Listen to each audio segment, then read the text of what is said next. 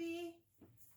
I'm back to give you your weekly lessons. I'm really sad about the fact that the state has said that we can't go back to school, and this is the way we're going to have to continue learning for the rest of the year. But what I am going to do is I'm going to have some video conferencing later on in the week, and I'm going to give your parents all the information on how you can join me in that and interact for a live video conference. I think that's going to be a lot of fun. So I'm coming up with some fun ideas that we can do together for a little while, a couple times a week. All right, so this is your English language arts video for the week. I apologize, I really have to talk fast in these videos because last week it took me over 3 hours. Everything was so slow. It took me over 3 hours to upload a 12 to 15 minute video. Okay, I don't know why that happened, and I hope it's not going to take as long this week.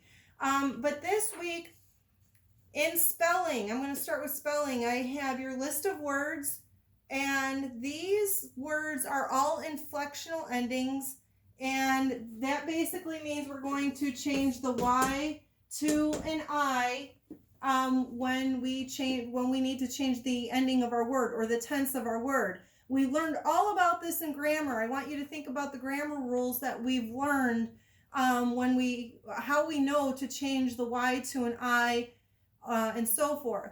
So the first word, I just want to give you an example, and this is what you're going to find for most of the words on this list. You have the word tries. Okay, you guys know what that means, and you can see that it ends in IES. Well, this comes from the base word try, but we have to be able to follow the rules we learned in grammar before we change the ending of our words. All right, so if you'll notice, try, we have the word try, there is a consonant right before the vowel. So that allows us to be able to drop the Y in our root word and change it to IES. Okay, well, here is another example. If we have the word dry, the first thing you want to look at is, what do I have before my Y? Is it a vowel or a consonant? If it's a consonant, I can drop the Y and change it to I and add ES. However, it's a vowel, if it's a vowel, we know it's different. So for example, we have the word plays on our list. All right?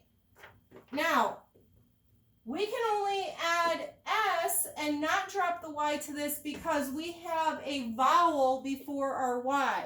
Remember, if we have a vowel before our Y, we can't drop it and change it to I. We have to leave the Y and just add our ending. So we want to say plays or played. Okay, I know you guys remember that from before. When we are changing the ending of the word, we're changing the tense of the word. Is it present tense? Is it past tense? Is it future tense? Okay, so all of these words this week have to do with changing the ending, changing the tense of the word, and knowing the rules that we learned in grammar. Okay, so if it's a consonant before the Y, we drop the Y, change it to I, and add our ending. Okay, so there really aren't any words on this list that you wouldn't understand. We have groups of words like tries, tried, trying, hurries, hurried, hurrying. All right. We've got our review words from last week, and the last two are obeyed and worrying. Now, I see that I really don't think you should have any problems with these words. Okay, so inflectional endings for spelling, and our vocabulary words for the week goes with our story, Elizabeth Leads the Way. I think you're going to like that one. But this is kind of a social studies story this week. So we have the word citizenship. What does it mean to have citizenship? Well, citizenship means that you have all of the rights of the country because you are a citizen of the certain place that you live. All right. You know what it means to continue. Daring means courageous and bold. If you're horrified about something, you have great fear or horror. You guys know what it means to participate. You're participating in our e-learning. Proposed. If you propose something, somebody's going to suggest something to you. I propose that you do all of your homework when you get home, and so that way you don't have to worry about it all weekend long. Okay? What does it mean to have unfairness? Unfairness means that someone is being unfair to you or unjust. And the last word there, what does it mean to waver? Waver means you're going to pause. You're going to stop when you're unsure of something. So there are your words. You're going to get the words, both spelling and vocabulary, in a PDF. And I have our vocabulary crossword puzzle that we did last week. I'll have another spelling sheet for you. But now I want to talk about our story.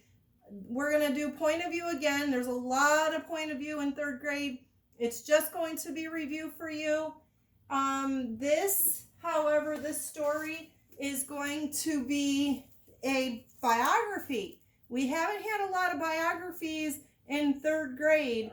Not as much as realistic fiction and expository text, but this is a biography that I think you guys are going to enjoy. And I would ask you, if we were in class, what is a biography? We've talked about this before.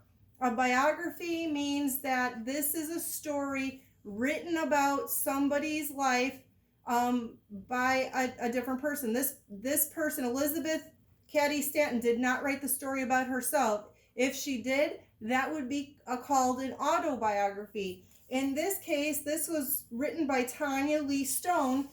So that makes this a biography because she wrote the story about Elizabeth Cady Stanton. All right. So what is this lady known for?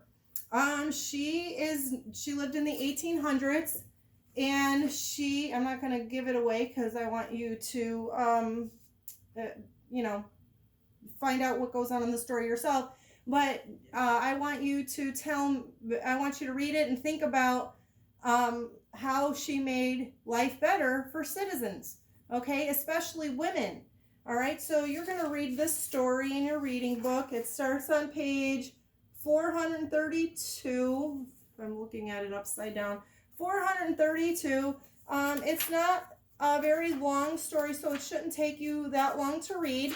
But when you are done with the story, I want you to, at the very end, well, it has a lot of pages, but not much text on the pages. I want you to answer this question on a separate sheet of paper. I want you to write a paragraph and tell me, it says, in what ways was Elizabeth Cady Stanton a good citizen? That's our essential question. So give me at least 3 reasons why she was a good citizen. Use text evidence from the story, okay? So you're going to do that at the end. I think you like that story. And then this is your point of view sheet, okay? So author's point of view with details from the story, text evidence. Use those words like the author stated, what have you. But don't put it in your own words. Use the text.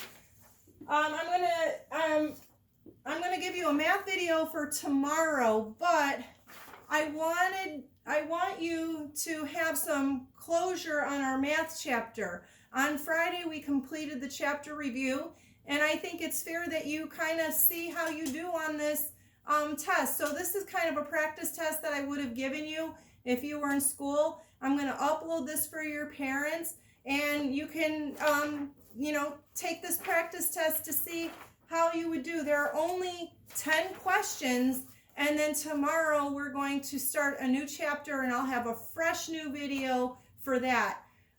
So that's pretty much all I wanted to mention today about math. But it's just taking a test, seeing how you do, and then we're going to move on to a new chapter. All right, so I'll get that to your parents. All right, Other than that, if you have any questions about anything, feel free to give me an email. I'll be checking all day tomorrow, and I'm really enjoying your guys' videos. So until we meet again, I will see you next time. Bye, guys.